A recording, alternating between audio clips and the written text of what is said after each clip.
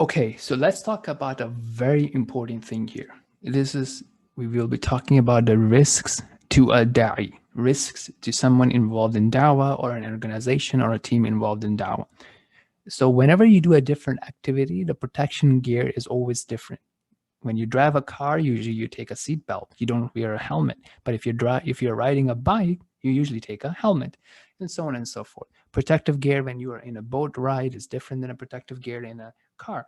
So it's important to understand the protection and the protective gear that you need as a da'i. So one way of thinking about it is think about you're running a business, okay? And as a business, you think about profit and loss and employees and retention, customer satisfaction, and so on and so forth. Now, think about it as a dawah team or as an ummah, as a community, okay? So here is an example. Think about it as a business, okay? It's selling, I don't know, maybe selling these masks, COVID masks. Let's think about that, okay? The face masks.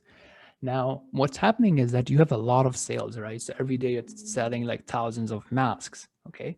But when you take a look at the end of the month and you say, okay, let me see how much money I have in my bank account, and you see, oh, you don't have enough money, and you're barely making your expenses, or you don't even have enough money to pay next month's salary. But at the end of the day, the employees are like, hey, you know what? You have a lot of sales, so what's going on? Like, where's the money going? So what do you think can be going here? Right? So think about it from an accounting perspective, right? So you did $10,000 of sales, but you only have like, $100 in your bank account. What happened? Think about it. So yeah, so what would happen as a business perspective is that maybe the expenses are too high.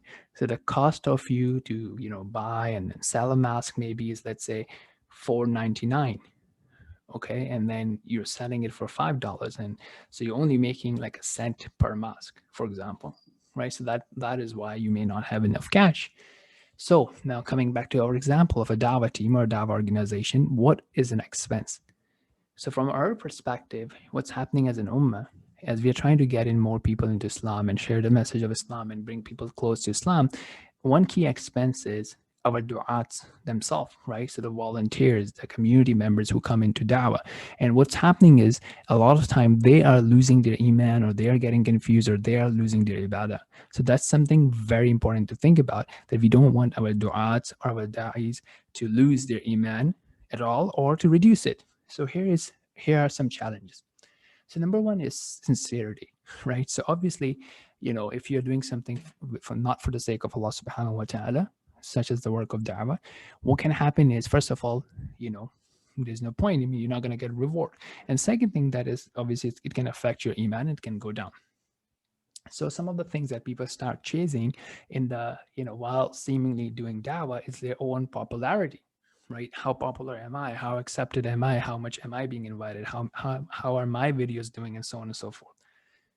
The second thing that happens is, the money, the wealth factor, right? From different angles, sometimes even as simple as, a community or a charity organization raising donations, right? So sometimes you can raise donations and funds, and some certain things may be more attractive to donors than other things, right? So are you really driving for impact, or are you driving for donor pleasure, right? And what is the balance there?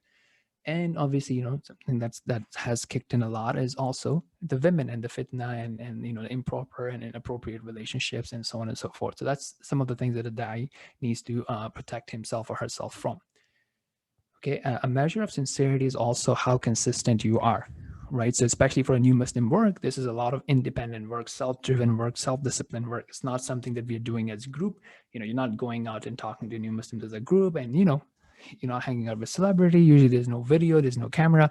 So will your performance be impacted? Would you perform and provide good quality work and good quality work ethics or not? So that can be a measure of sincerity as well. Okay, now the second thing is desensitization. And this is something that I hardly hear people talking about. It's very important for us to reflect on desensitization, as well as the next point, which is confusion. So what is desensitization? So what can happen is, if you're spending a lot of time with non-Muslims and new Muslims, okay, in many cases, as we will see, is they don't have a higher level of iman.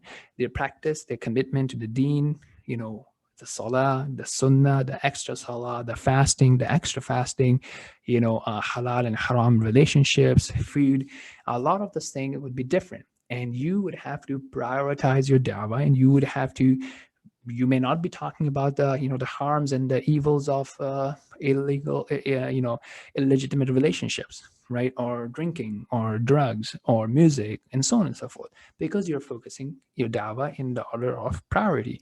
But what can happen is, as you do that, and it can actually desensitize you from sins, and you don't consider sins as a big deal because you're ignoring them. So it's important that you should consider those things as bad and displeasing to Allah subhanahu wa ta'ala, and you should keep your guard up and do not drop your guard. And part of that is, if you see your worship dropping, right, your Quran study, your, going to the halaqah and so on and so forth. So it's super important for you to protect yourself. And as part of our own team, we actually keep it mandatory for the volunteers to be engaged in some sort of Islamic education. And when I say Islamic education, I do not mean debates and dawah training courses. I mean actual studies that actually is a tadabbur, a reflection, a tafsir of Quran, or study of hadith, or heart softeners and spirituality, and the virtues of good actions and the sins and the consequences of bad actions and sins. The third thing is confusion. So you have to remember that there's a lot of people who don't need, and they are not into deep philosophical debates and all the jargon. So if you are going to be doing dawah and you run into someone, and these are very few people, very rare people, who are, highly into philosophy and, the philosophical jargon and this and that, you don't have to get into it. If you want, you can. But that's a choice that you're making. If you're making that choice, then you have to be ready to invest time and resources and focus into studying those topics. Don't expect for you to get into it and then not have the time, and then you yourself can get confused. And there are many people who get confused. I mean, we get emails from people who are like, oh, I was watching this debate and I'm confused by this point. Can you explain? So, I mean, my point is like, okay, what is the strategy here? Like, I'll explain it to you, and then next week you're going to be watching another debate and then another debate. Like, are you trying to become like that person? If so, then yeah, then you should properly study, those philosophical topics. If you choose to, that's your life at the end of the day. But, if you think you're just going to go and get exposed to all these different ideas and then have, someone just get on a phone call with you and help you one-on-one, then you have to be thinking about it. Do you have actually access to, such resources or not? So protect yourself, don't get yourself confused. Like, our deen teaches us actually that when Dajjal come, we don't go and we challenge our faith that, okay, yeah, okay, Dajjal, what's up?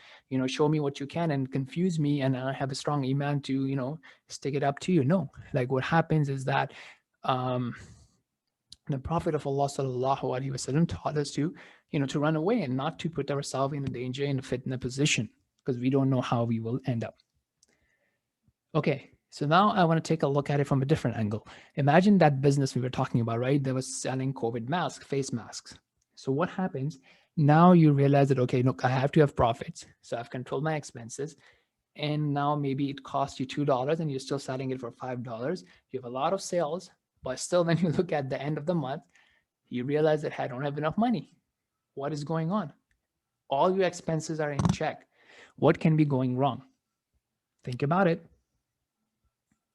Okay, think about it. What happens when you order something for Amazon and you don't like it? What do? There you go, refunds, right? So this is what's happening. Let's say if you sell 10,000 masks and people try it, they don't like it, they say it's bad quality, and they return them all, except one. So you wouldn't have sales, right? You wouldn't have money in the bank because you're refunding them. So why am I bringing this up here is, again, back to the point of new Muslims. A lot of Dawah organizations and du'as, they are like, happy about the, the conversation that they're having and the debates they're having and the shahadas they're having. But, if you ask those people, and sometimes I recommend you do that, right? So people who are sharing these shahadas on social media, maybe message them after a month or so and ask them, hey, brothers, are you in touch with this brother? Is he still is he performing any salah? Is he even learning salah? Well, when was the last time did you even try to reach out to him? Right. And I think a lot of truth will get exposed when we do that. So this is something to think about, right? That, we are doing it and we're moving on, but what's happening behind the scene? So I hope that these are some of the points that would help you think about it.